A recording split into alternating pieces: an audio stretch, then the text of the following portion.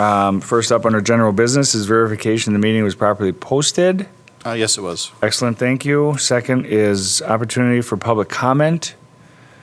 Anybody in the audience that would like to Our audience publicly is comment on something? are all guests on agenda items. Yeah, right, excellent. So that's what I thought. So seeing none, we'll move on to action items. First action item is approval of minutes from the May 10th, 2021 meeting. Looking for a motion. So moved. Thank you, Mr. Dietz. Is there a second? Mrs. Ranchek, I appreciate it. Any questions, concerns, anything that needs to be changed? No? All those in favor say aye. Aye. Opposed? 4-0.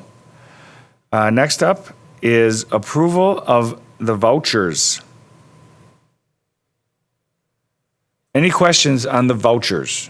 There were no questions this month on any particular vouchers. Okay. I just wanted to see if there were questions on the ACH employee reimbursement that we added this month. If people noticed that there was an extra report that was just ACH, we moved to provide employee reimbursements via ACH to make life a little bit easier for us. We have an awful lot of uncashed checks from I was employees. going to say, we used to print out the checks, right? Yep, they used to get checks, and we had an unusual amount of people losing them and not cashing them. So now we put it right in their bank account, and There you go. It's working well. Okay. Any questions on the vouchers? No? Looking for a motion for approval. Oh, Mr. I move approval of the vouchers as presented. Thank you. Looking for a second? Second. This is Mr. Dietz. Any further questions, comments? Seeing none, all those in favor say aye. Aye. Opposed? 4-0. Our third item is approval of CISA contract 2021-2022. Yeah, this is an annual event that's brought forward to the committee. And Joe came here today if you had any questions on the services included. The amount is within $5,000 of last year's contract, but Joe's here to answer any questions you might have. Otherwise, this is just services that we're contracting for via CISA 1. So. Are there any questions on the contract, Mr. Como? Yeah, we've been doing this a long time. They've been a great partner of ours. Did you have to rebalance things much at all, Joe? It looked pretty close to the same, but... Yeah, they're just some minor adjustments with the number of seats that we've used at alternative placements, but relatively the same based off of the need of students in the district. Okay, and that's the current needs, or you're trying to use your crystal ball a little bit? Yeah, we try to do a projected need. We've got pretty good history of, figuring out how many placements we will need. Plus, when you're working with CISA, you generally have to buy ahead. So we try to do it on the conservative end, buy a little bit low, knowing that there'll be space if we have to add later. But we do have to give them some sort of projection so they have staffing for the upcoming school year. How close have we been with your projections in the past, or have we had to add some on? Or been pretty dependent on the year for the CISA programs. We've been usually within 2 or 3 students through CISA. We do have some other alternative placements that we use, the Richardson School, Norris, Lad Lake, and a couple others that slipped my mind. And that is truly student need based. Okay. Well, my hat's off to you trying to predict that, because I think that's a hard prediction to do. So, Thank you. Thank you. Any other questions? No, I just sat in. Oh, sorry. Yeah, Ms. Ranchak. I was just at the CISA convention, and it was really, really helpful. And they gave us just a presentation of all the things that they do, and they do a lot for us. So, very helpful to have. Anything else? Mr. Como? I mean, the whole idea behind CISA is to try and improve the buying power of the districts for those who are watching on television. So it helps us save money over time. And we are a large district, and so we do provide a lot of services, but we still do have a need to go out to outsource some of those services, just like some of the smaller districts. But we do a lot of things internally with Joe's area in particular. But we can't staff for everything, and I think that these are the areas where it makes sense. Right, no, for sure.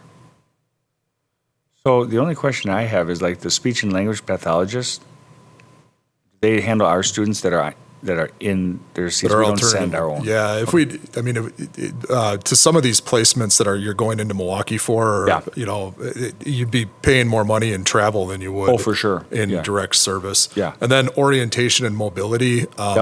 That is such a highly specialized thing for students who are blind Right. that, it's very, very low incidence. So we have to contract for a portion of a person's salary. No, for sure. Because it looks like the contract rate's pretty low. Yeah, $4,100 Yeah, bucks it's is a like very nothing, small right. percentage of somebody's work. Alrighty, I'll be looking for a motion. Okay, Mr. Dietz? Dr. Cook, could you tell me what, in the summary section here talks about parent education? Which item are you looking at, Mr. Dietz? Parent Education Liaison. So we have two family liaisons that work through us for special ed. So for families that have questions about special education, those individuals are listed on our website. We pay them a stipend each year, and what you see there is for that stipend.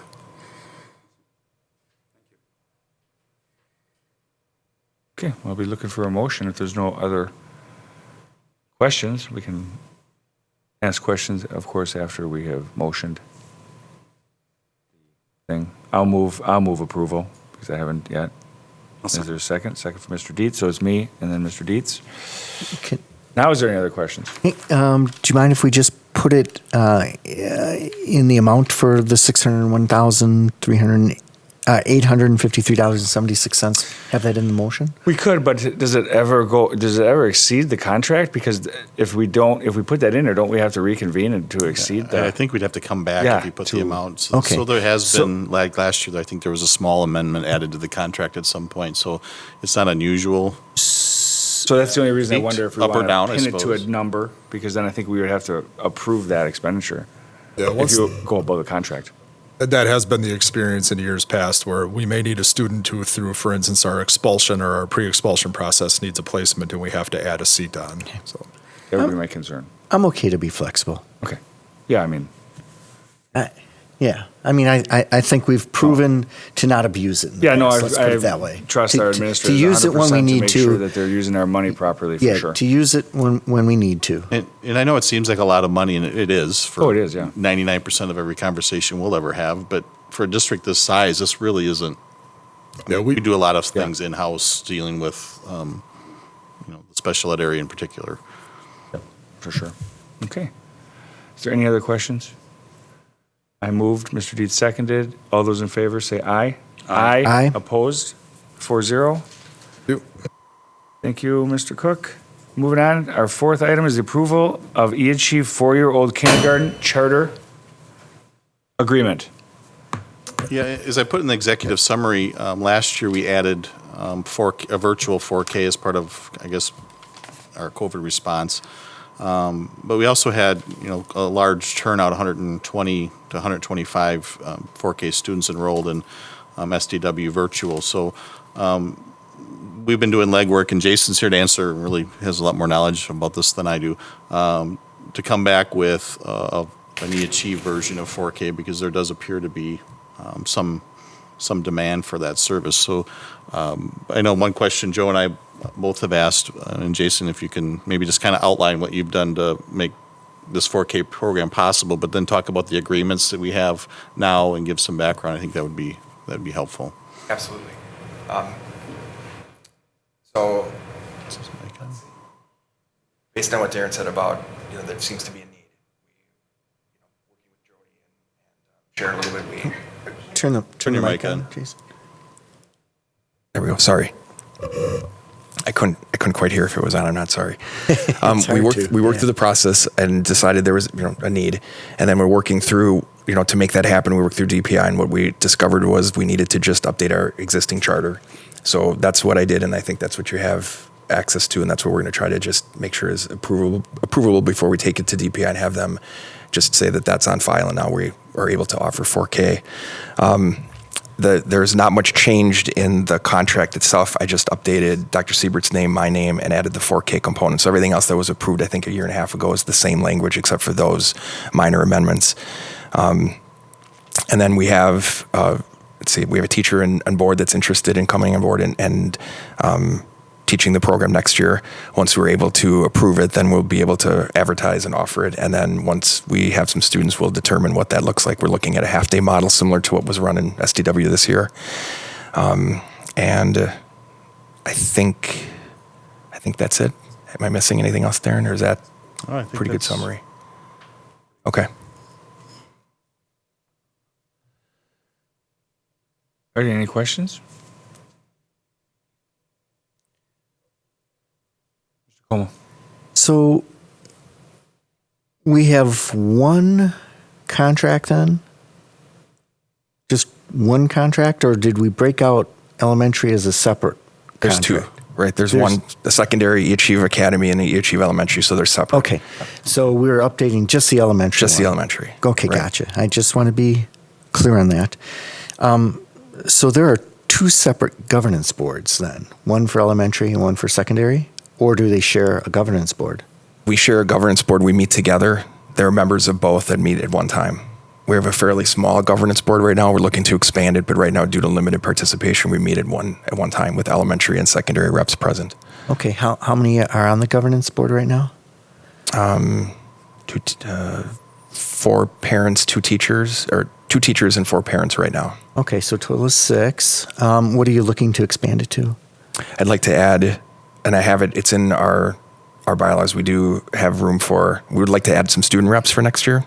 So 3 secondary student reps, and then I'd like to add a community representative, a college university rep that we had present up to this point, and I need to find a different person. That person is no longer able to be part of it. And then I'd like to add one more elementary rep and one more secondary rep, if possible. I mean, we'd take a few more, but I think that would be a good number to be able to do some work and help move the school forward. Sure. Yeah, I like the direction you're heading in, Jason. There, that makes sense. Excellent. Thank you. Any other questions?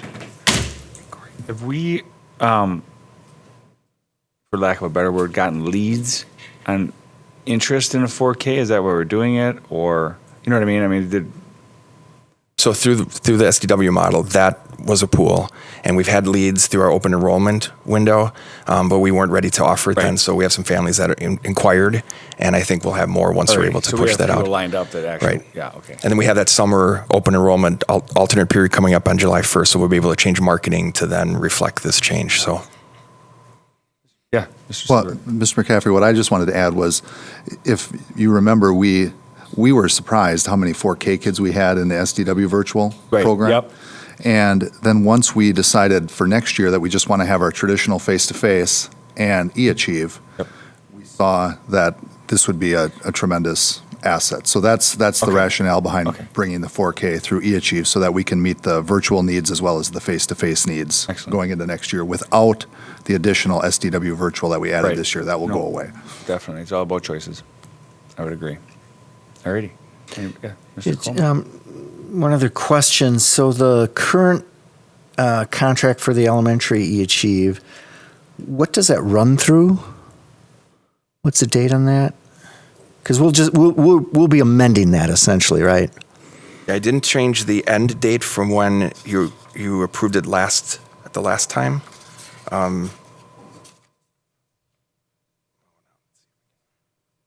Yeah, I'm trying. I think to find 22, it. 23.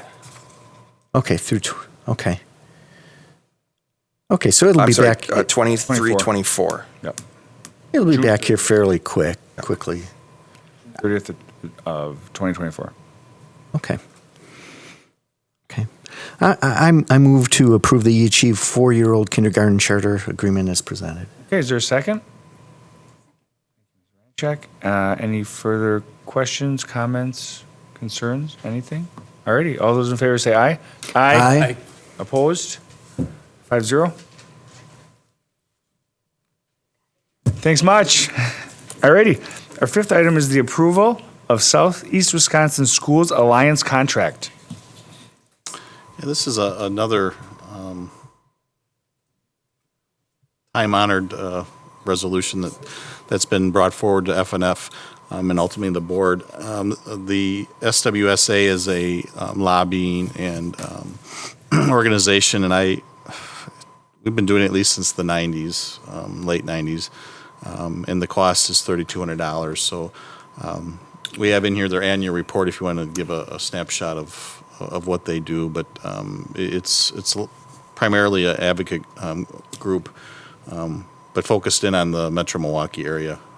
We're part of WASBO or WASB and all those other things, but this one's more focused on the Milwaukee area. So if there's any questions on that, the resolution is in here as well, and it's the cost, as I mentioned, $3,200. The invoice is included. We can answer any questions you might have on this. All right, any questions? There's also a list of all the districts. I don't know if there's 30 of them or not, but there's very close to 30 if there isn't. Yeah.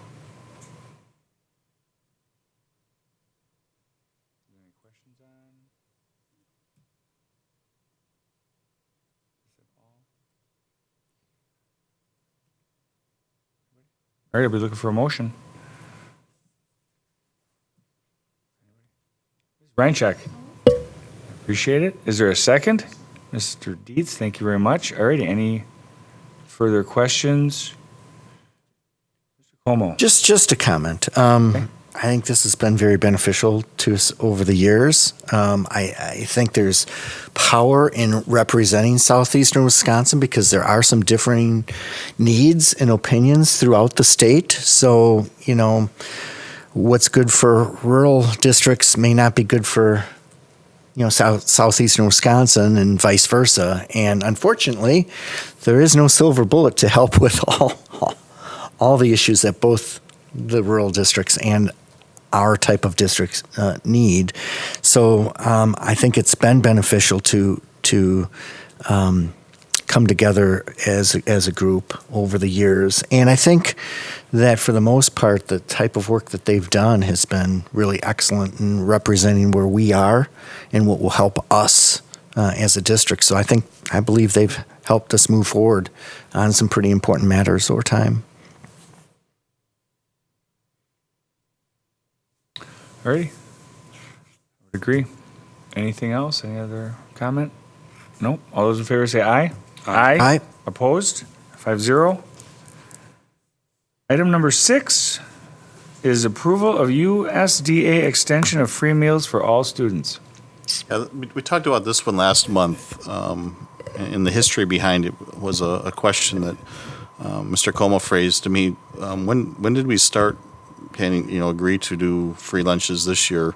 And it was one of those quick response administrative things where we just felt like we needed to make a call. So I made a note at that point to bring it back if it did, if 21-22 was part of the conversation. So we're here to answer any questions you have, but it's really a larger topic of, when do you revert back to free and reduced as we've done it historically.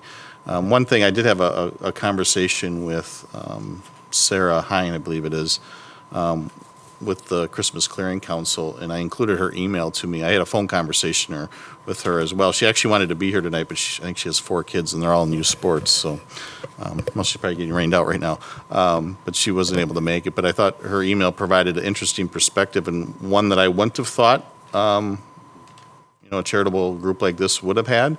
So I thought it was worth including. I guess administratively, we really don't have a horse in this race. We don't have a recommendation for you on this. And I would guess that if we say no, we might be the only one in Waukesha County or the area that does it, or not.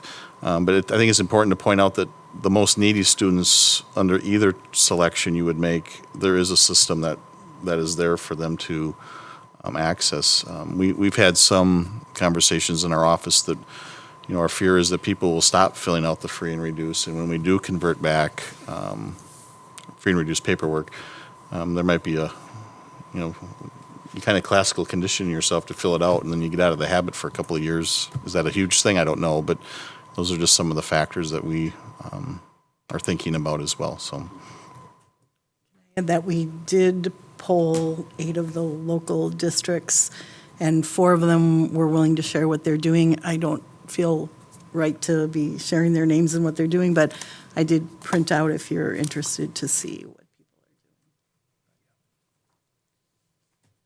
All right, any questions? Mr. Como?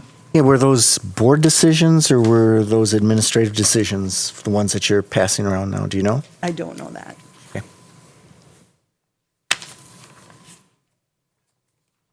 Thank you.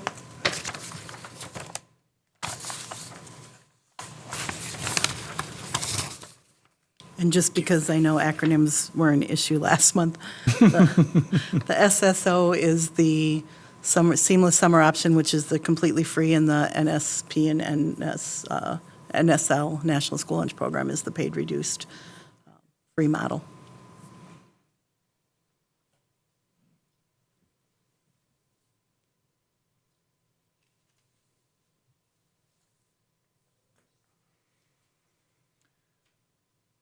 So Sherry, what does off-program mean at high school? Off-program means that at the high school level, that particular school does not participate in Okay. the National School Lunch Program. It's a school with a wealthier population, and every family pays. Well, that's not true. Every family would pay. They don't get reimbursement, and they can offer anything they want. They don't have to follow all the USDA guidelines Right. for healthy meals. This particular school does still take applications for their middle and their high school students, and they provide free meals on the district Right. if a student can't But how does afford it. how does the free and reduced work there then? Because they have free and reduced. They do, but they 40 pay cents. for it out of the They pay for district. it out of there. The So Fund they 10 cover- general fund transfer goes to fund Okay. the food service to pay for it. They do not get any, I talked to the Yep. food service manager, they do not get any federal reimbursement money at that level. At the high school But they're free level. to do whatever they want then. And what's the benefit for that? That they're free to do whatever they want? That's the benefit. The benefit. And I'm a guess, I don't know their budget, but I would guess that they're assuming that by being able to do what you want, you're increasing sales Yeah, compared to yeah. Oh, I'm sure, for sure. following all Yep. the rules, but I don't know that. But I know we talked about it when I was in McGuanago because Mm-hmm. the rules get so tedious that, but there's math behind that. If you're higher socioeconomic, it's a tougher sell. Right. But where that percentage falls to break even, I have no idea. I can't remember the statistic, but it was under 10% free and reduced population at that particular Yeah, it's school, which low. is very low. Yeah. And their meals average $4.50 a meal Yeah. for students, which the families in that area are willing and able to pay for that. Rancher. Question, your original question, the SSO, you were asking what that stood for? No, I want to know what off-program at high school meant. The bottom one. Very last school. They I want to know what that looked like. I mean, they're funding it themselves. They do participate at the elementary and middle school, I believe it was, yes, elementary and middle school in the National School Lunch Program. It's just at the high school that they wanted to have different options that their families were looking for. Yeah. Thank you. I know we talked about this quite a bit at our last meeting, and the whole idea of there's no such thing as literally a free lunch. It's coming from somewhere, some taxpayers. I agree with that. But I'm looking at more of our students. Is this going to somehow damage our students if we keep it, or hurt our students, or somehow potentially hurt a few students if we get rid of it? I don't see it could possibly hurt our students if we keep it. I understand the tax argument. I don't necessarily disagree with it, but yeah, I support keeping it in place. I understand the Christmas clearinghouse concern, but it sounds like that's something, if it would affect people, would be a far fewer amount, and they might be better suited to try to remind people to reapply and do things like that. But I just don't see a benefit in getting rid of this at this point. I don't know, unless I'm missing something, but. Mrs. Ranchak. Out of all of these districts, are we the highest free and reduced lunch? I don't have that information. I would guess that's the case. Percentage-wise? On a percentage basis. So, Which means we have the greatest need for it. well, we have the greatest need for Well, some sort of assistance program. This not is for just a free lunch matter for of all. choosing what assistance program because keep in mind, we still would have free and reduced lunch without this program. But yes, I would say our community is more needy than these are all Waukesha County districts. Mr. Como? So do we feel the people that apply, let's pre-COVID, people that apply for free and reduced lunch, do we feel we've been reaching the majority of people who need that? COVID? Yeah. I mean, or are we just not doing a good job reaching those people? Because for me, if we're doing a good job reaching those families in need, I don't know if we need to have free lunches for everyone. I can say that our lunch participation is very successful with the free and reduced population. Our breakfast program is not as successful with most of our population. And there does seem to be some sort of a stigma to breakfast being for those students that are free and reduced. But we have a couple elementaries that their free and reduced percentage is high enough that they have universal free breakfast anyways.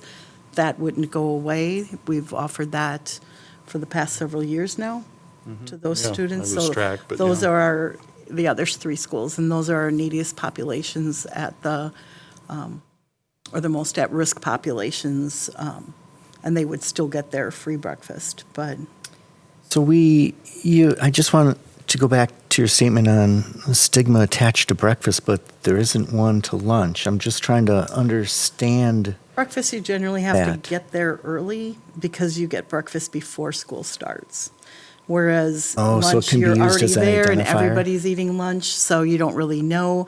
But the students that show up early to get breakfast, it's a conception that's out there, a perception that's out there that the students that come early for breakfast are coming because.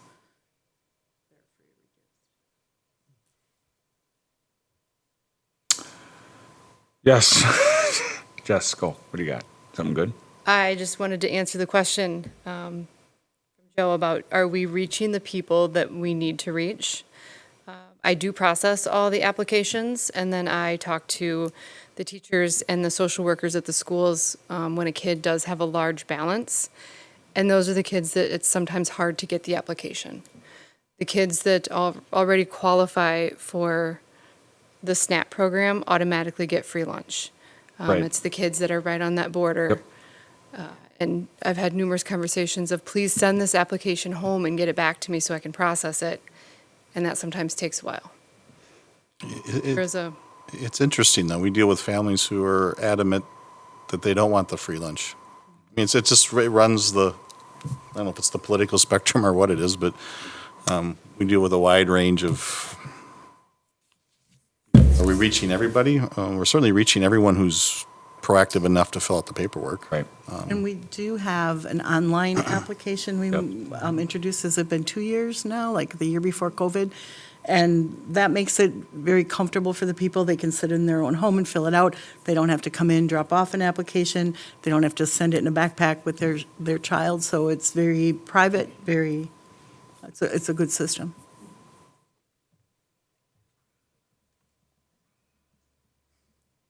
All right, any other discussion? Corey, what's Sorry. Yes, no, that's all right. I'm here now, I didn't so. see it. Not ignoring you. No, it's fine.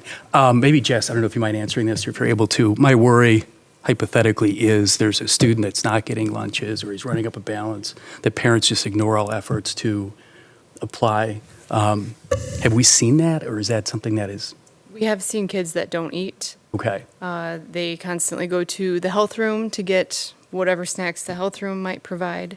Yeah. A lot of times I then get the phone call of, can you tell me if this kid qualifies? Most times it's a no. Okay. Occasionally it's a yes, but most times it's a no, or I don't have an application to determine that. That's the most popular answer. What do we do at that point? Is there anything to do? We really we encourage the family to fill out the application so that we can get the kid free lunch. But until we get that application back. Okay. it's the health room person with their fruit bars. Does that eventually turn into some sort of CPS referral, or I don't know that. don't know? Okay, all right. I'm not trying to put you in the spot. I was just curious. Can Okay. I clarify one thing, and that is for any student at the elementary level, and I can't remember if we do middle school or not, I would have to look at that. We don't turn away kids. They get a different meal, a cheese sandwich meal, but it's a full meal that it's got a vegetable and a milk with it. And it's a lower cost meal to the parent. We don't keep an elementary student from eating at all. And I'm sorry, I think we also do that at middle school. I think it's just high school where Thank you. Mr. Como? So I'm trying to make sure I understood what you just said. You believe every student is fed that needs to be fed? Or are there still some students that Jess was talking about that aren't being fed properly? And roughly how are we talking? 2 or are we talking 200? I have no sense of how many calls you guys process and how many applications you process. I have no sense of that. number of students getting the cheese sandwich meals is very low because it's a big 2, incentive. 10, 50, 1,000? What's low? Frame are we talking about? For a year? I'm just trying to get a whatever perspective Say you can. across the elementary schools, maybe 10 students at any given time, not even at any given time, probably throughout the whole, it's a very small amount. Usually once the child gets on gets the cheese sandwich, the parent will pay, bring their balance up. And we're always willing to work with them on if they've accumulated a big balance. We do. I've worked with payment plans with people to say, if you can give us this much per month, per week, whatever you can do, we're going to still allow your child to eat. And our goal is not to not feed children. So we're very flexible, but it is a minuscule amount of students that are getting that cheese sandwich. And I mean, seriously, on any given day, there's probably 4 cheese sandwiches served across the elementary.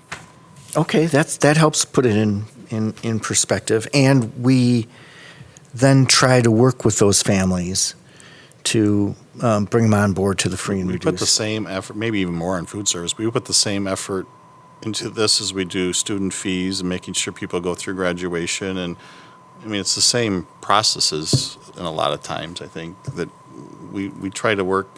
The key is getting the families engaged, and I think that's a good thing, but that's a needed part of all this. So it's just like anything else. As we get back to what everyone believes is normal, we have decisions to make. What does normal mean and when is it normal? Is this part of normalization? I would say this is part of normalization, going back to our free and reduced lunch program as opposed to feeding everyone.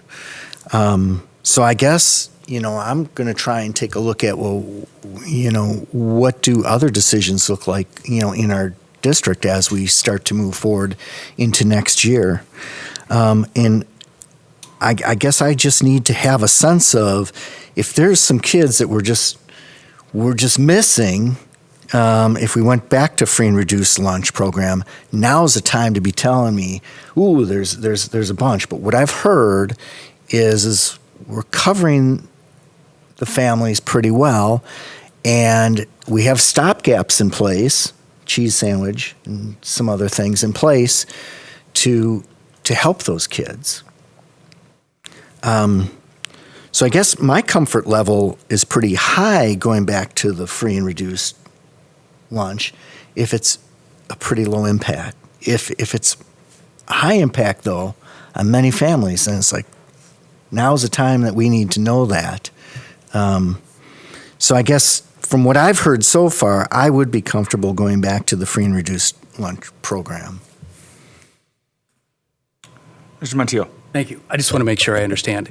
If we go back to free and reduced, does that cease the food distribution during the summer? I think last summer we had free lunches. Oh, we're in the summer. We're continuing the Yeah. summer through August 31st, or till when school comes Okay, back. So all we right. will be doing that. We have 2 different programs. During the whole summer, we'll have 4 different pickup sites that people can go weekly Okay. and pick up.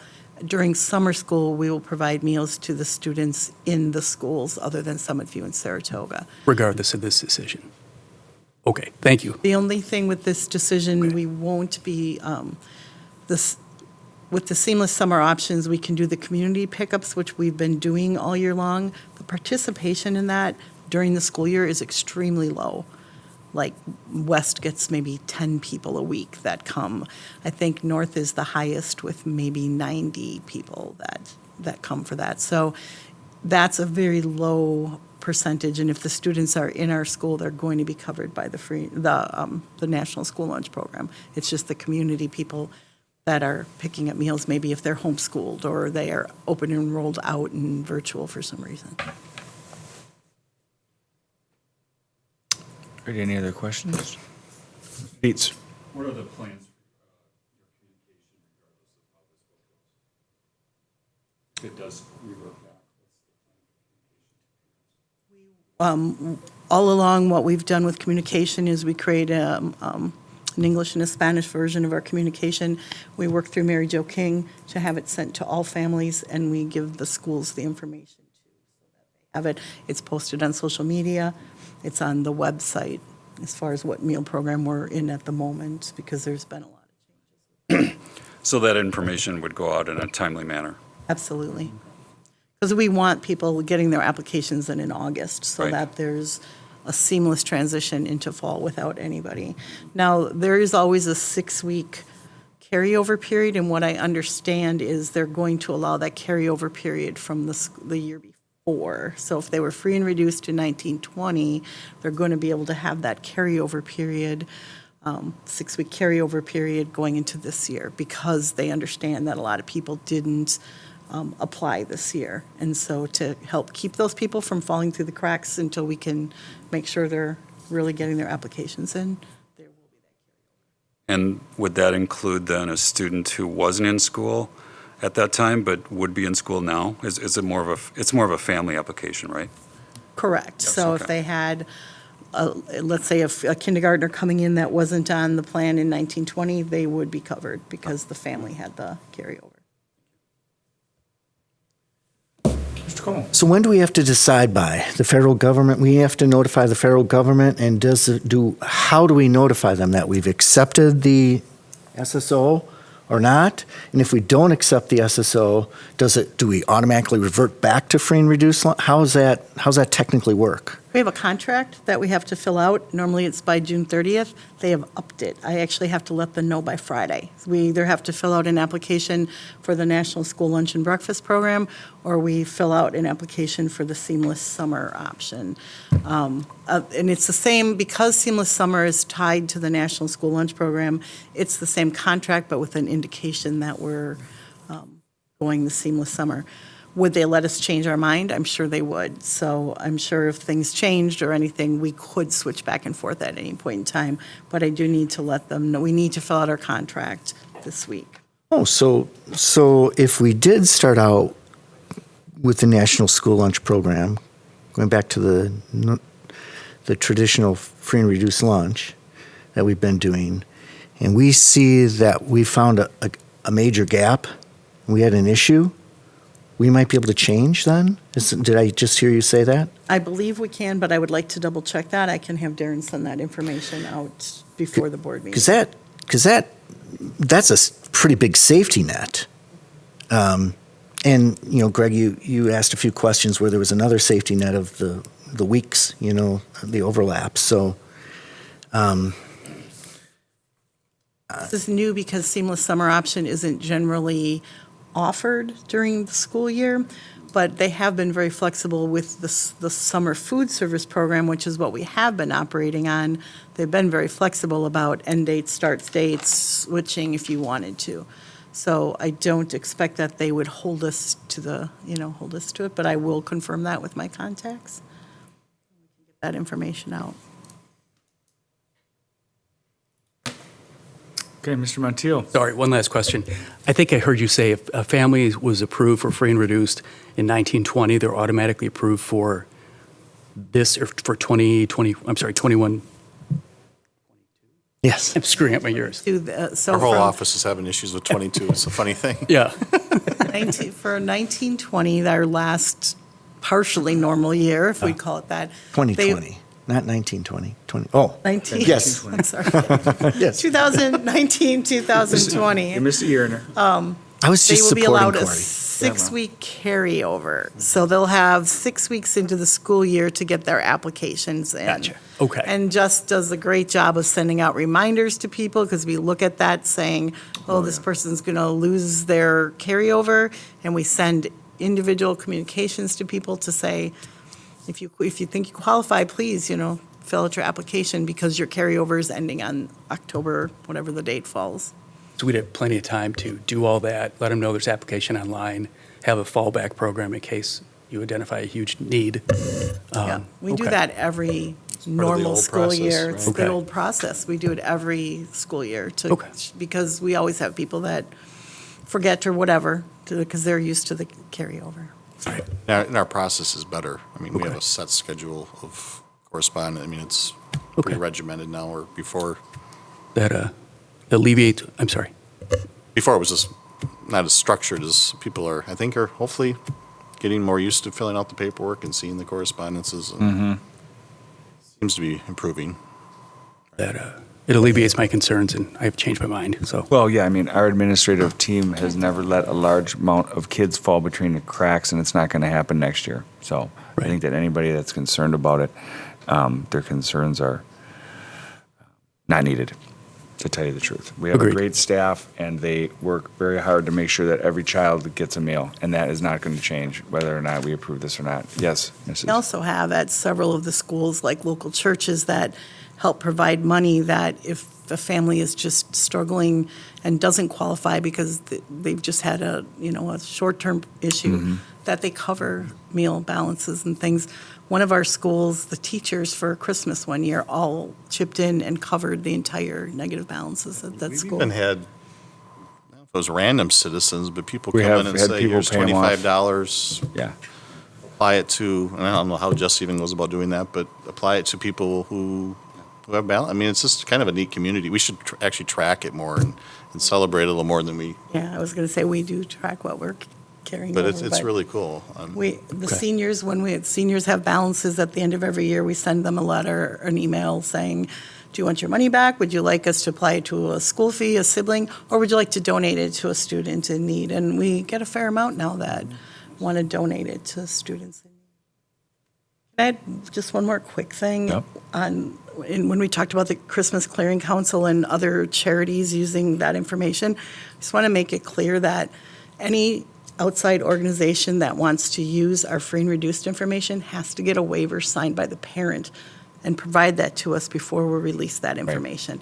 We keep that information very confidential within the district unless the parent provides a waiver. Right. So I just want to be clear on that.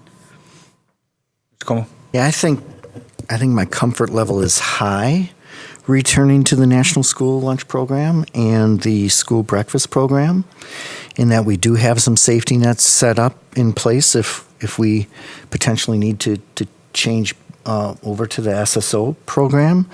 I would appreciate if you could find that out for us for sure to be a fact. But with that said, I would move approval for the National School Lunch Program and School Breakfast Program for the 2021-2022 school year. So everybody realizes, and I vote, we'll extend the program because we're moving for approval. You move for approval. No, Different motion.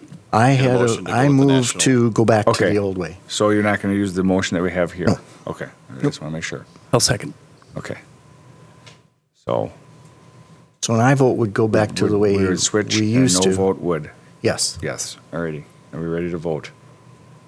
All those, no more questions. All those in favor say aye. Aye. Opposed? 5-0. There we go. Alrighty. I thought it was clear to do it in the positive. Well, yeah, it always makes me nervous when we change the motion. So You know what I mean? When we change the motion that's printed on our little sheets here. I think administration will be clear as to which Yeah, one I they'll worry fill about out. our I hope. people But- that watch it on YouTube.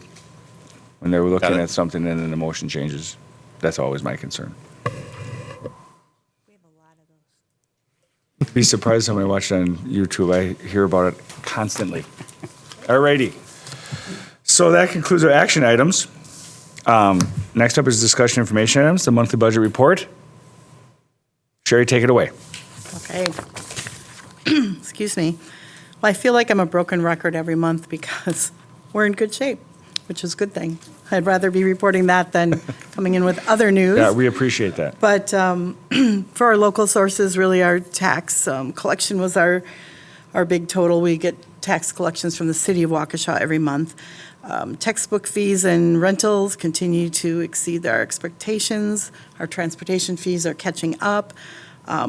Again, our interest is not going to catch up, but we have enough in the other areas to make up for the shortfall in interest.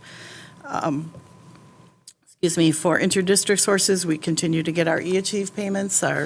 That's our non-open enrollment part-time tuition. Intermediate sources, nothing in May. State sources, we received our personal property aid of $623,000. The remainder of that budget item, because that only shows a portion of the payment, is for the personal computer payment, and that comes in June. So the rest of that will be recovered this month. Federal sources, just title grants. Our grants get claimed all the way through September. Other revenues, there was a refund of prior year expenses in the prior year expenses category, and that was our U.S. Bank quarterly rebate. Even though it's a current year, the WFR code, the accounting codes require that we put it as a refund of prior year expenses. And then there was an insurance receipt for a claim payment from EMC. We're at 68.75% of our revenues, which compares right in there with 68.9% last year. So in reviewing where we're at, I don't expect that there's anything that we're not going to see. Everything that's outstanding, other than the interest, we expect to see. Expenses, salary and benefits continue to be right where we want them to be. We do our salary projections every month, and we're still coming out close to where our projection was. Purchase services, student transportation, utilities, and personal services. The utilities look high, but it's because we had 2 months hit the cycle in May. So it's not that we had a sudden huge jump in utilities in May. It's 2 billing cycles that hit. Otherwise, we're in good shape, and we're at 48.77% of our purchase services spending, which seems low, but we're over budget on the non-capital items, so that's just people using their money in different places than originally budgeted. But what we're over budget is very minor compared to what we're under budget in the other areas. So in non-capital object, there was a $90,000 spent for eAchieve computers with Milwaukee PC this month. That was a planned expense. As I said, we're over budget. We did expect that could happen, but being underspent, we're in good shape still. Capital objects, main spending was for technology equipment, stage curtains for North, and then a Kubota tractor. Also a gym audio system for Lowell. Sherry, just a quick question. The 90,000 on the eAchieve computers, is that because of increased enrollment, or is that on a cycle, a rollout cycle? I believe it was new technology for teachers because their technology was very outdated. Okay. And they carried some of their budget over last year to be able to purchase new technology for their teachers. And I believe that was the spend because all the student equipment happened earlier in the year. Yeah, okay, excellent, so thank you. they were refreshing the teachers. Yep. They were pretty old, their equipment. Thank you. Okay, insurance and judgments, there was nothing but credits in there, a little credit for unemployment insurance, but not to be too excited that it's our main unemployment rebate. It was just people that we disputed and then gave us back the money. But we're still hopeful that we'll be seeing the $500,000 that was supposed to come back, but they still cannot give us any idea of when that will happen. So we're hopeful, but we're not going to budget for it. So it'll be a nice surprise if we get it next year. When we get it next year. Transfers, no transfers this month. Other objects, there was minimal spending. Again, overall, we're in really good shape. We spent 64% of our budget versus 65 last year at this time. So there's nothing that's alarming or worrisome. Fund 27, our only revenue was for Medicaid claim payments. In June, we just received our annual reimbursement, and it was quite significant, so that's a good thing. That'll show up next month. But overall, our main source of revenue for Fund 27 is our huge Fund 10 transfer to special education. And we don't have that until the very end of the year. It's one of the last things we do. But I did a quick look at everything, and right now I think that transfer will actually decrease a little bit given where we're at with the special education spending right now. Sure, the only question I have on that is Fund 27, the revenue, is that, like the special education revenue, is that on a calendar year or a school year? Fiscal year. And we're at 20, we only got a quarter of that money? That's because the When is that- majority of that is our transfer from Fund Okay. 10 to Fund 27. 20 million, over $19 million Okay. is sitting there. So this is very typical at this time of year to be at that position because we wait until all the expenses are in, and then we know exactly how much money Fund 10 needs to contribute to Fund 27. Gotcha. And we make that final transfer. It usually isn't until July that we actually make the transfer. Close the books. Yeah, when, Okay. right before our audit. And then we backdate the journal entry to make that transfer so that it shows up in the proper fiscal year. But it is normal. It's Okay. absolutely normal to be where we're at.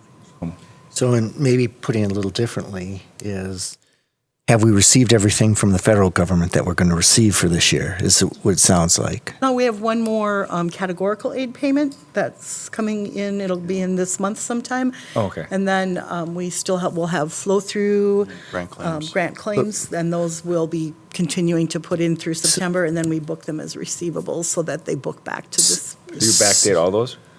We book them as receivables, so we Okay. generally know what they are when we claim Okay. them. And, well, we do know what they are when we claim them, but then we're able to set up a receivable so that the revenue gets recognized. Yep. But on the reporting, you don't always see it, right? Because in June, we still don't know what everything is that we're booking as a Right. receivable, so it doesn't reflect. And then come July, we start giving you the new reports. Yes. And then it's not recognized as revenue in July because it's just going against a receivable account, so. Clarification, Mr. Como. So, and what I want to ultimately get to is back in the 70s, the federal government wanted to pay for all special needs, 100%. And what is the percentage that the federal government pays for? This year, they said that it would be 30%, but that's not a some certain amount. So Okay. by the time all the claims went in, we were a little over 28%. Okay, and that's kind of where we've Significant been. amount. We've been Higher lower. than- We've been lower than that. 25, anywhere from 24 to 26% over the last couple of years. It's So been- this is greater this year. Well, that's good news. I still wish it would jump up to the previous promise made 40, 50 years ago, but I think it was 100%, wasn't it, back in the 70s? I thought they originally wanted to cover 100%. It was the whole. Should always be fearful of the allure of federal. Yeah. Better believe it. Yes. Yep. Yes. So, okay, thank you for that explanation. I appreciate that. Okay, then One other thing on the, just a little fun fact, I guess. That transfer amount that from Fund 10 to 27 Yep. is the amount of revenue limit dollars that we put towards special ed Right. education. That's our share. Yeah. That's another way of looking at it. Because you net out all the federal money and the grants and all that. Yes. So it is I think budgeted that's why for. they did it at one time, but I don't know. Because it used to be all being 10 way back. Right. And that goes to, every year we have to prove how much we've contributed locally to our, because we can't rely on the federal dollars to, other than ESSER will be a little different, but we can't rely on federal dollars. Federal dollars are supposed to augment your program, not take away expenses that you would normally spend on them. So Okay. they're there to provide you with additional money for things that you wouldn't be able to pay for, and they would go away in the absence of the federal dollars. It's the supplement versus supplant rule. Yeah. It's to supplement, it's not to supplant. And so every year, we have to prove that our local dollars are in line with what we would normally spend, what we've spent in prior years. called maintenance of effort. If you've ever heard people talk about MOE, it's maintenance of effort, meaning you've maintained your effort of local dollars to keep your special education program running. Thank you. Okay, so expenditures, there's really not much at all in this month for Fund 27, really just our salary and benefits, but pretty typical this time of year. We're spending down our grant money, getting all the grant claims in, so nothing in May, I should say, that we spent. And right now our spending is at 79%, which falls in line. Fund 43, our revenue is, our only revenue is interest, as always, and our expenditures were for contractors and for the referendum projects, and we're starting to pare down that money. It's being spent well now, so I know there's projects continuing over the summer, and then hopefully that will all be completed. Coleman, you got something? So, just looking at the referendum numbers, every once in a while you'll report out on we're on target, we're a little over, we're a little under. Where are we at with that? Yeah, we're on target still. I mean, we don't have much wiggle room that you'd like to see happening now, but I think we're out of the ground at Hawthorne, and that's always the big thing is the unknowns of soils and pipelines that aren't on maps and all those things. Oh, yeah. And we're at Pleasant Hill, if you go over and look at that office space now, they've basically got it done. Blue paint's on the wall, so we're far enough along now that I'm pretty comfortable.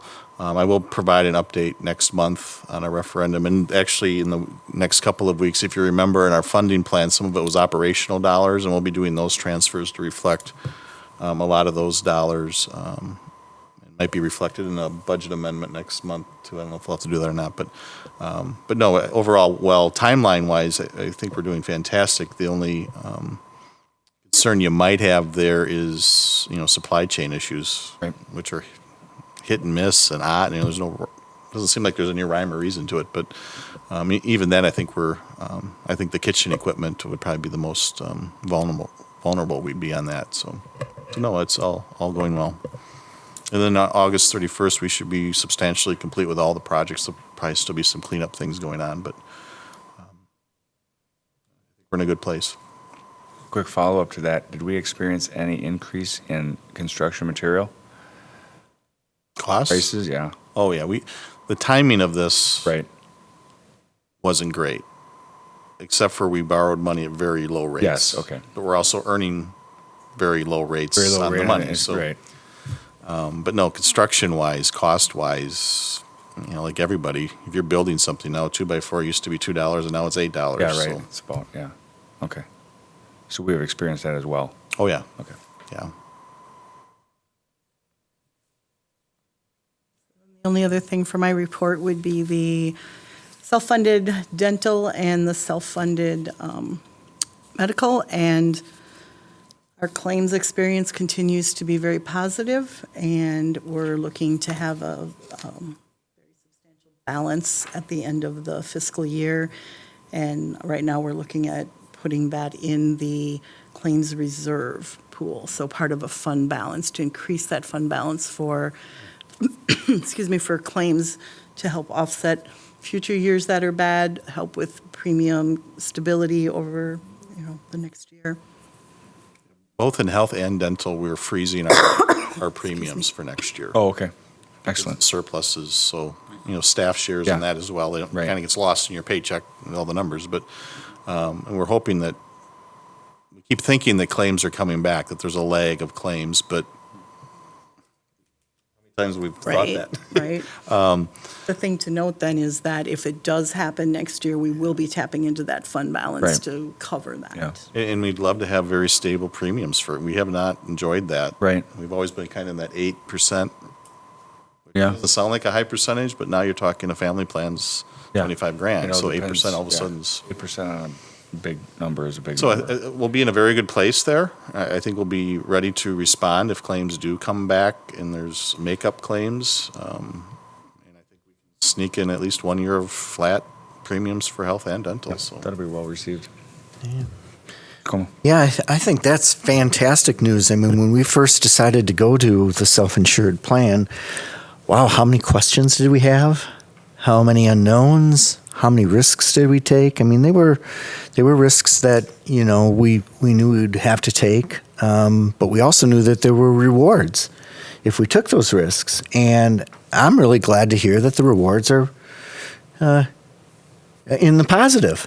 And I think that it would be fantastic to be able to pass on a zero premium to our employees. I don't think we've ever done that before. Without plan design changes. Right. Right. Exactly. It's gotten there, but it's been It's been cost shifting and. Yeah, it's giving up something else. Yeah. But keeping everything the same, and you know, it's good to see a plan that's been set in motion go the way that we really wanted it from the beginning. That's all I'm trying to say. Right. And you know, I think it's just a positive thing, something that we should celebrate. And we have used reserves. Was it 3 or 4 years? We used 900,000 is the number I have in my head of reserves. It does swing. I mean, but Yeah. We were able to pay that back. and we've though, paid so that back was since paid then. back. But overall, we have a nice thing going right now. With no plan design changes, and I'll make a cheap plug for our arrangement with Pro Health. I think we'll even be offering a higher level of service next year. Right. With a zero. With the clinic, yeah. The new clinic, yeah. That'll be mid-year, but Yeah. That's great news. Unless there's questions, that concludes my report. All righty. Next up is the 2021-2022 budget development. Okay, so we're at that time of year where we need to be working on our budget development, but we have a small amount of information that's known. And I apologize, I have my new fancy iPad and the battery died. So I apologize.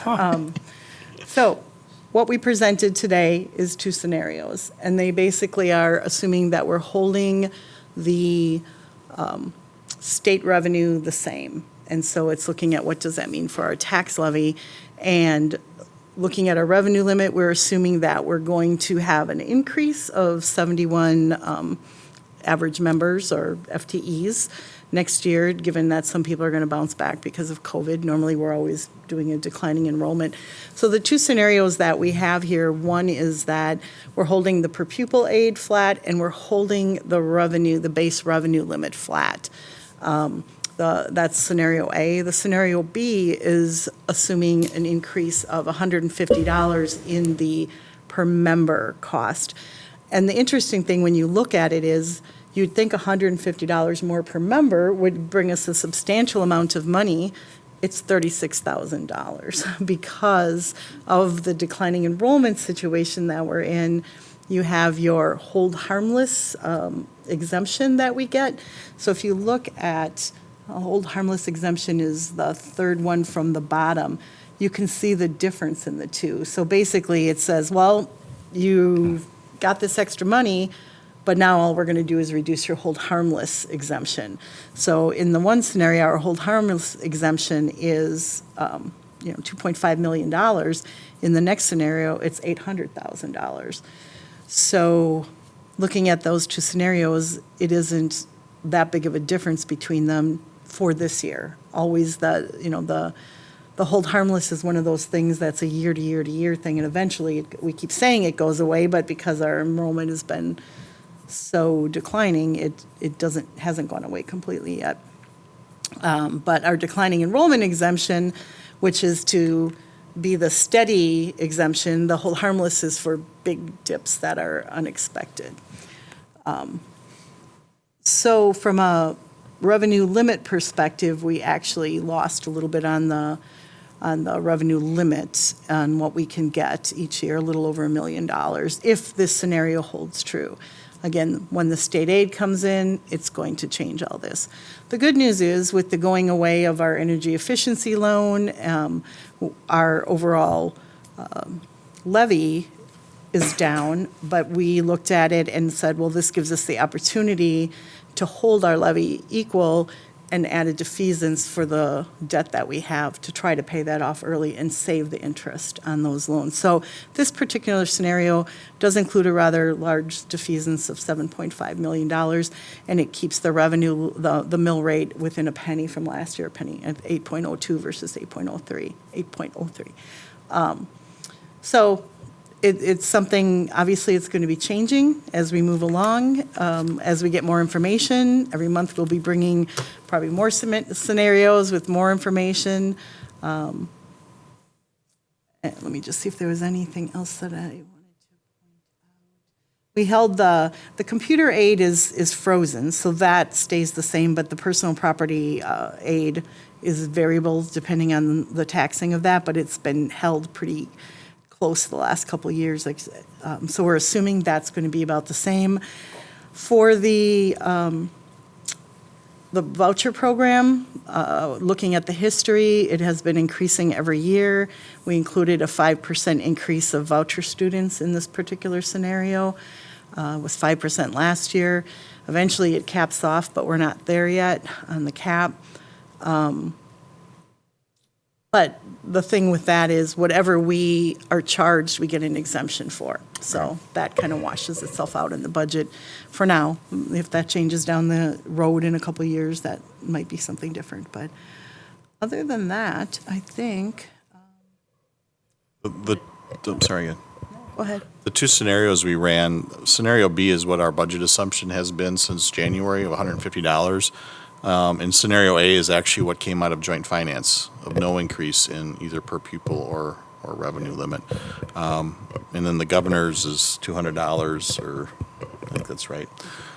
So I included in the packet as well, this is joint finances. Now, joint finances, they pass something that goes to the full legislature, then it goes to the governor, so you understand the flow. So I put my 2 cents under each one of the topics, and a lot of them are, I put, it's not a huge impact, not that everything helps, right? But the 150 per pupil or 200 or 0, that's the big topic that we need to focus in on and seeing. Again, it doesn't maybe impact us significantly this year, because Sherry mentioned those exemptions are at play. But in the long haul, I always compare those exemptions are a bonus, and the multiplier is your salary, and you prefer to build your future on a salary and not on bonuses. So, and then at the bottom, we just kind of targeted basically a flat rate, and then backed into a defeasance number. That's a whole different conversation of, do we want to defease it? How much do we want to defease or prepay debt? So those things will be coming forward next month. We will be asking you to approve a budget to go to the budget hearing, though. So we will need to take the best information available at the, where's the levy, where's the rate off of those, and that'll all be presented at the budget hearing in September, and then in October we come back and we finalize everything. So a lot of work can happen between that September meeting and late October. So that's a lot of the information. I won't go through this. You can read my notes, and I try to show quick examples of how it all works. Hopefully that you find that somewhat helpful, but we're steadily making progress here. Darren, I believe it's August that we get the official approval from them to go to the September meeting. I was thinking in August. Just to clarify that. Yep. No, we have July yet. Yeah. I don't So want to next wish away month the we'll summer. still it'll be more evolved. We'll have budget figures to go along with it, but it won't be what will be approved yet until August. Yeah.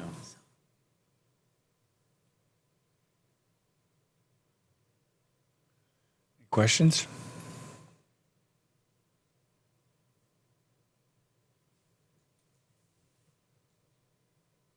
In our initial budget for next year, we aren't going to be putting in the unemployment reimbursement or the FEMA reimbursement, because we talked to our auditors too, and they support that decision, because we just don't know. And nobody can give us any time frame for those two, or if they're even, well, the unemployment is supposed to happen because it was that's written into right. the different It's writ- acts, right. the CARES It's written Act. into and the that. law. It's just a time frame. But the FEMA, it's really up to them.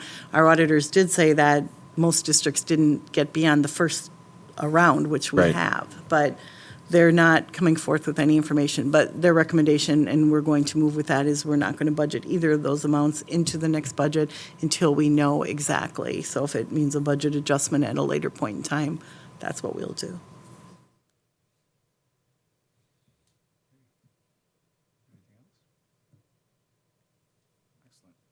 Alrighty, that concludes our discussion information items.